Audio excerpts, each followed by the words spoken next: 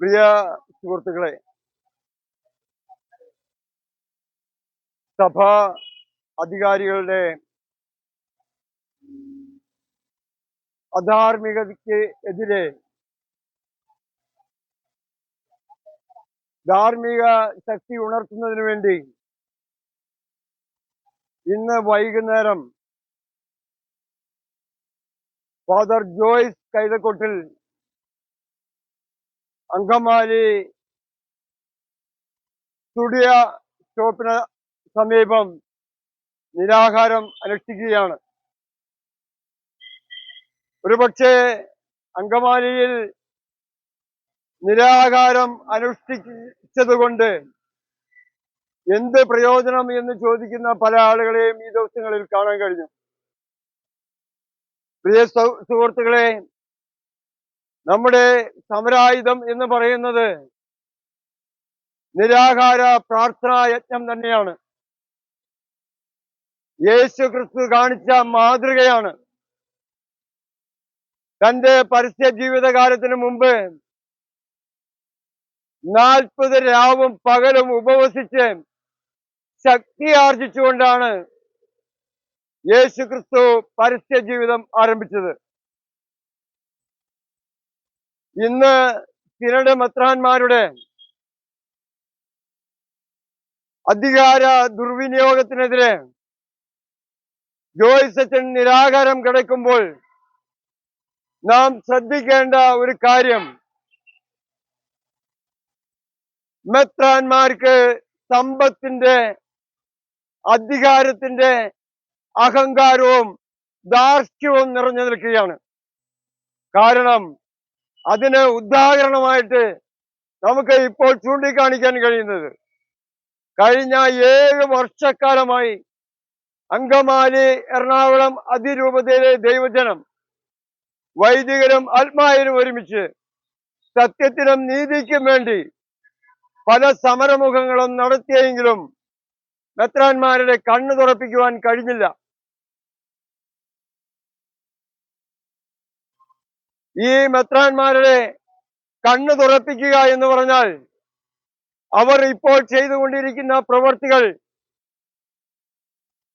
മധ്യകാല യുഗത്തിലേക്ക് നമ്മളെ കൊണ്ടുപോവുകയാണ്. സഹോദര സ്നേഹമോ സമാധാനമോ ഐക്യമോ സന്തോഷമോ ഇന്ന് കത്തോലിക്ക സഭയിൽ ഇല്ലാത്ത ഒരു അവസ്ഥയിലേക്ക് സിനഡ് മെത്രാന്മാർ എറണാകുളം അങ്കമാലി അതിരൂപതയെ എത്തിച്ചു എന്നുള്ളത് കൊണ്ടാണ് അതിന്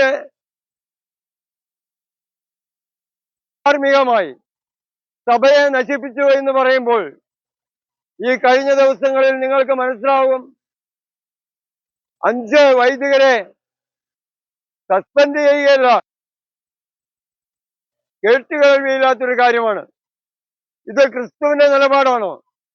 5 വൈദികർക്ക് വിലക്ക് കൽപ്പിച്ചു. എന്തിനാണ് വിലക്ക് കൽപ്പിച്ചത്?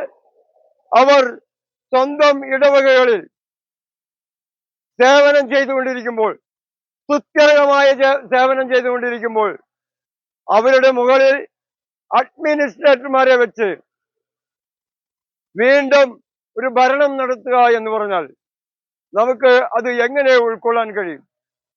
അത് അനുസരിക്കാതിരുന്ന തോമസ് വാളിക്കാരൻ അച്ഛൻ,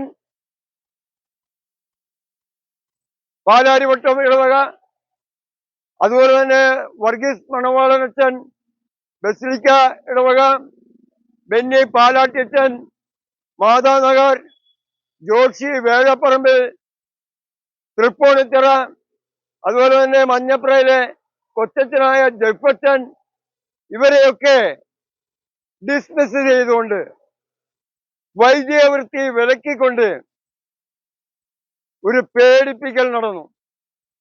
വീണ്ടും അവർ ഒന്നിനുമീതെ ഒന്നിനെതിരായിട്ട് ഇങ്ങനെ നമ്മുടെ സഭയെ നശിപ്പിച്ചുകൊണ്ടിരിക്കുകയാണ്.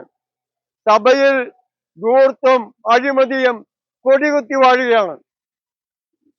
ജോയ്സ് അച്ഛൻ നിരാകാരം കിടക്കുമ്പോൾ ഇവിടുത്തെ ജനത അത് ശ്രദ്ധിക്കപ്പെടാനും ജനതകൾക്ക് ഒരു ധാർമ്മിക ബോധവും സത്യവും നീതിയും ആർജിക്കുവാൻ വേണ്ടി അച്ഛൻ ഒരു പ്രകാശമാവുകയാണ്. അച്ഛൻ ഒരു കരുത്ത് പകരുകയാണ്. സമൂഹത്തിൽ ഈ അധാർമികത നഷ്ടപ്പെടുമ്പോൾ, തെറ്റ് കാണപ്പെടുമ്പോൾ അത് ചൂണ്ടിക്കാണിക്കുക ഏതൊരു മനുഷ്യന്റെയും പൗരധർമ്മമാണ്. അതാണ് ഇന്ന് ജോയ്സ് കൈതക്കോട്ടിലച്ഛൻ ചെയ്യാൻ പോകുന്ന വലിയ കാര്യം. വാക്കുകൊണ്ടല്ല, പ്രവൃത്തി കൊണ്ട് പൂർണ്ണമായും ഈ പൊരിവെയിലത്ത് അച്ഛൻ കിടക്കുമ്പോൾ തീർച്ചയായിട്ടും അത് അച്ഛന് വേണ്ടിയല്ല, ഇവിടുത്തെ ദൈവജനത്തിന് വേണ്ടിയാണെന്ന് മനസ്സിലാക്കിക്കൊണ്ട് നിങ്ങൾ ഓരോരുത്തരും ഇന്ന് ആരംഭിക്കുന്ന ഈ നിരാഹാര യജ്ഞത്തിലേക്ക്, ഇന്ന് വൈകിട്ട് 4 മണിക്ക് ആരംഭിക്കുന്ന ഈ നിരാഹാര യജ്ഞ പ്രാർത്ഥനയിലേക്ക് ഏവരെയും സ്വാഗതം ചെയ്യുകയാണ്. ഇന്നും നാളെ ബുധനാഴ്ച 7, 8, 9 വ്യാഴാഴ്ച വൈകിട്ട് 9 മണിയോടുകൂടി നമ്മളുടെ ഈ നിരാഹാര യജ്ഞം അവസാനിപ്പിക്കുന്നതാണ്.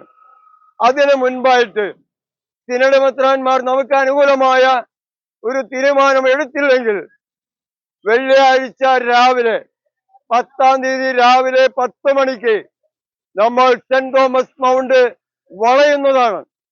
നമ്മുടെ ആവശ്യങ്ങൾ നിറവേറ്റിയെടുക്കാതെ ഒരു കാരണവശാലും നമ്മൾ പിന്നോട്ടില്ല.